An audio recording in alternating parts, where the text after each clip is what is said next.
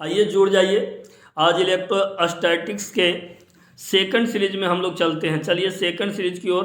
Question number 25 तक हम लोग कल किए थे। क्वेश्चन नंबर 26 पर हम लोग आते हैं। क्वेश्चन नंबर 26 क्या कहता, देखिए कितना बढ़िया क्वेश्चन है। कहता कि किसी घिरे हुए बंद पृष्ठ पर विद्युतीय फ्लक्स भीतर स्थित आवेश का होता है। भीतर स्थित आवेश का क्या होता है? तो क्या होता है? O1/ε0 गुना, है ना, किस प्रमेय के अनुसार? तो गॉस प्रमेय के अनुसार है।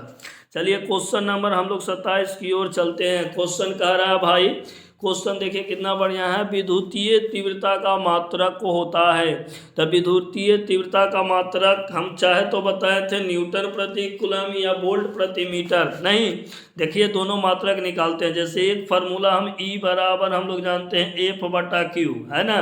तो इस हिसाब से तो हम लोग को होना चाहिए न्यूटन प्रति कूलम होना चाहिए, लेकिन इस पर न्यूटन प्रति कूलम तो दिया गया है नहीं। तो अब हम लोग चलते हैं फार्मूला नंबर सेकंड। हम लोग क्या बताए थे? विद्युत विभव और विद्युत क्षेत्र की तीव्रता में संबंध बताया था। नहीं, उसमें हम बताए थे कि E बराबर जो होता है -dV/dx होता है ना। E बराबर -dV/dx होता है।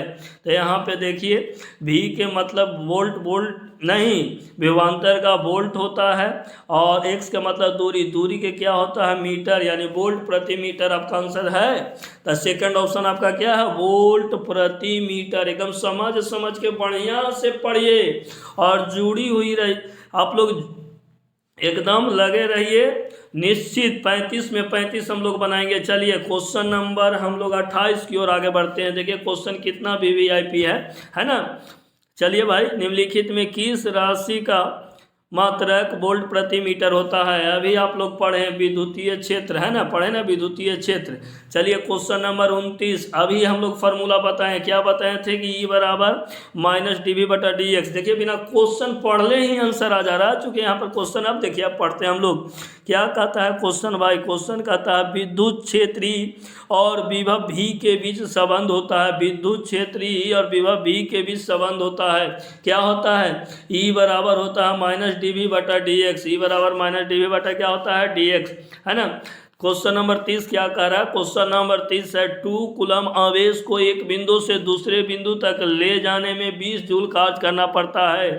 तो इन दोनों बिंदुओं के बीच में विभवांतर निकालना है। तो विभवांतर का फॉर्मूला V बराबर W/Q। तो W का मान देखिए, V बराबर यानी V बराबर क्या होता है आप लोग जानते हैं? W/Q। W का मान कितना दिए हैं? W का मान है भाई 20 जूल। 20 जूल/2, तो 10 दूनी 20, यानी राइट आंसर हम लोग को कितना हो जाएगा? 10 जूल, नहीं 10 वोल्ट, सॉरी 10 वोल्ट, हाँ 10 वोल्ट हो जाएगा। अब चलिए अगला क्वेश्चन, है ना। क्वेश्चन नंबर 31 हम लोग, एक बिंदु आवेश Q से R दूरी पर विद्युत विभव का मान होता है। नहीं, कितना होता है? Q/4πε0r।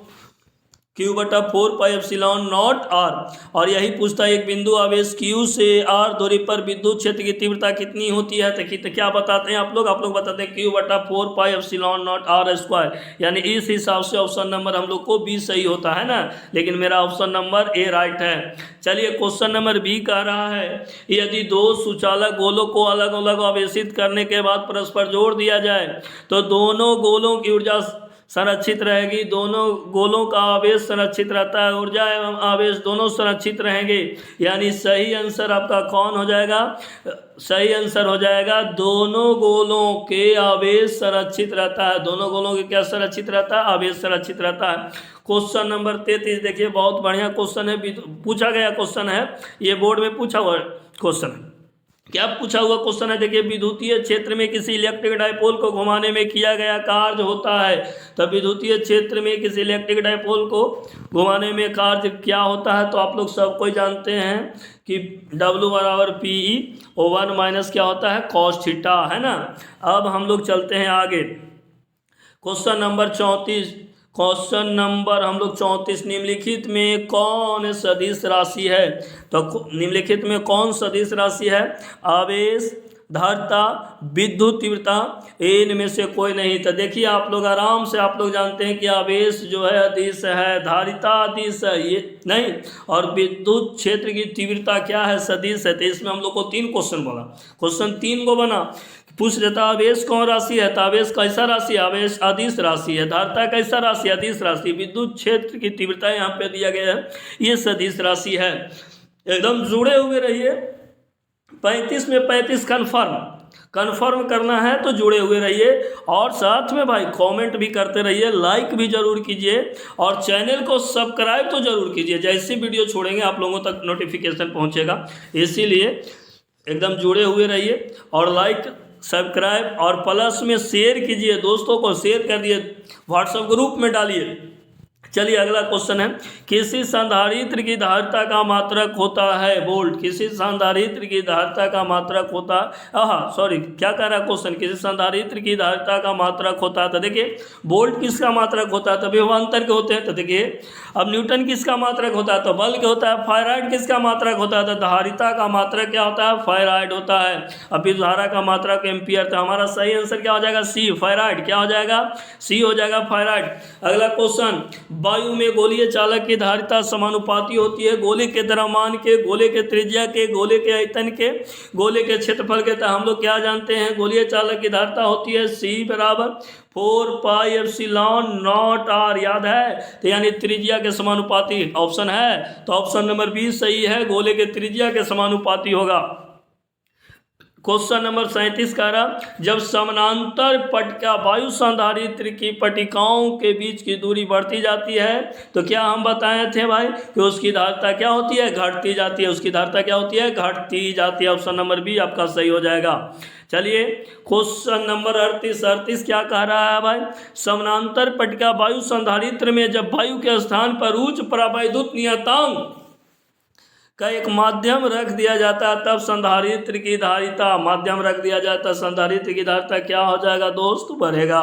क्या हो जाएगा, बढ़ेगा नहीं, संधारित्र की धारिता क्या हो जाएगा, बढ़ेगा। चलिए क्वेश्चन नंबर 39, बहुत बढ़िया क्वेश्चन। देखिए क्वेश्चन क्या कर रहा है, बहुत पूछा गया है क्वेश्चन।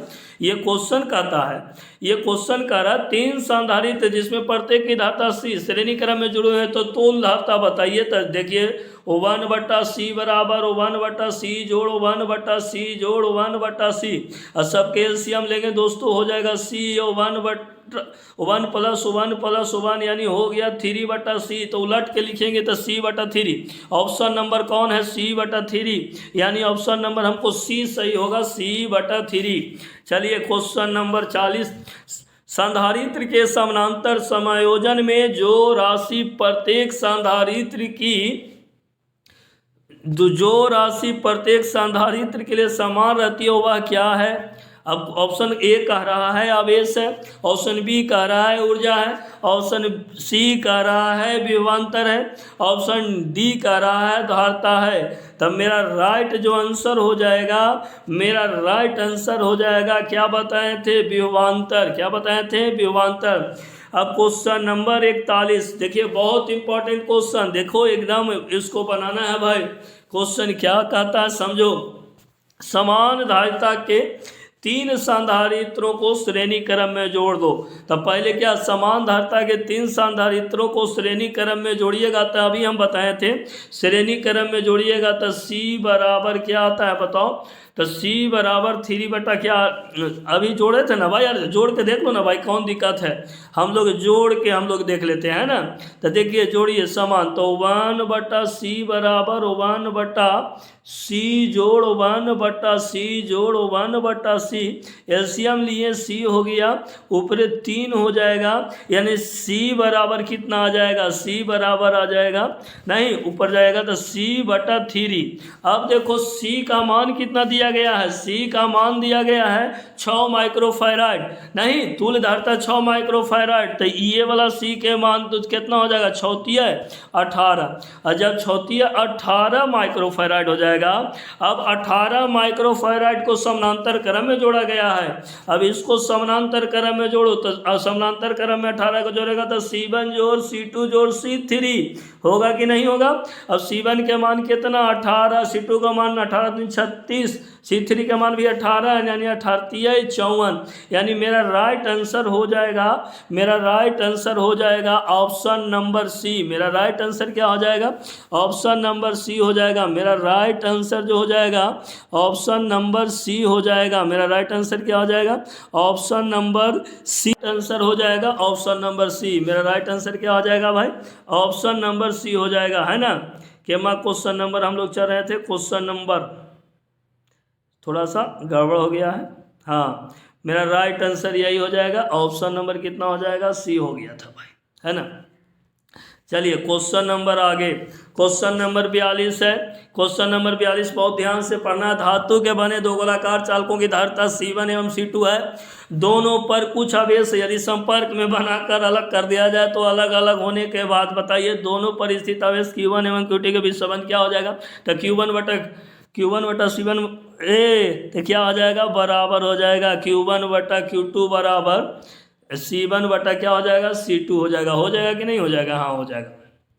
चलिए क्वेश्चन नंबर आगे, क्वेश्चन नंबर हम लोग यानी राइट आंसर आपका क्या है भाई? बी, Q1 बटा Q2 बराबर C1 बटा C2। अब हम लोग क्वेश्चन नंबर 43, थोड़ा सा दम है लेकिन इसमें दम नहीं रहने देंगे दोस्तों। क्या कह रहा? ओवन माइक्रोफैराड धारिता के दो सांधारित्र को समानांतर क्रम में जोड़े हुए हैं।